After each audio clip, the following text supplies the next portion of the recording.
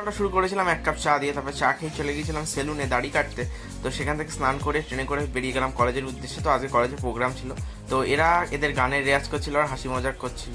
তো আমার জল আনার দায়িত্ব পড়েছিল স্যারদের জন্য, তো জল এনে সেমিনারে চলে গিয়েছিলাম অনুষ্ঠান উপভোগ করতে। তো আমি আর আমার বন্ধু বসে পড়েছিলাম অনুষ্ঠান উপভোগ করতে। প্রদীপ প্রজ্বলনের মাধ্যমে অনুষ্ঠান শুরু হলো। তো আমাদের প্রিন্সিপাল প্রথমে কিছু বক্তব্য রাখলেন, তারপরে এই দিদি আগুনের পরশমণি গানের মাধ্যমে অনুষ্ঠানটাকে এগিয়ে নিয়ে গেলেন। আমাদের বন্ধু বান্ধবীরাও গান গাইলো। আমাদের ডিপার্টমেন্টের প্রধান কিছু বক্তব্য দিলেন। আমার এই বান্ধবীকে তো তোমরা চেনোই, ভিডিওতে অনেকবার দেখেছো, সেও একটা কবিতা বলেছিল। তারপরে স্যারেরা পরপর বক্তব্য রেখেছিলেন তাদের নিজেদের।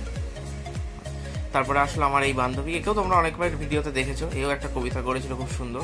তারপরে নৃত্য প্রদর্শনী দেখলাম। নৃত্য প্রদর্শনী দেখার পরে আমার এই বন্ধুটা একটা স্পিচ দিয়েছিল। তারপরে আমরা আমাদের টিফিনটা সেরে নিয়েছিলাম, দেখতে পাচ্ছ রাজদীপ ভাইয়ের কীর্তি। তো তারপরে দাদারা এটা দিয়েছিল স্যারদেরকে উপহার হিসেবে। তো দাদারা কেক খাওয়ালো আমাদেরকে। তো তারপরে স্যারের গান শুনে চলে আসলাম বাড়ির দিকে। তো বাড়িতে আসার সময় গাইজ দেখতে পেলাম এই একটা ভয়ঙ্কর দৃশ্য, খেতে খেতে স্পটেড হয়েছে পুরো। তারপরে সন্ধেবেলায় বেরিয়ে গিয়েছিলাম বৃষ্টির দিনে মোমো আনতে। দেখতেই পাচ্ছ কিরকম বৃষ্টির ওয়েদার। মোমো খেয়ে আজকের দিনটা এভাবেই শেষ করলাম। দেখা হচ্ছে পরের ভিডিওতে, বাই।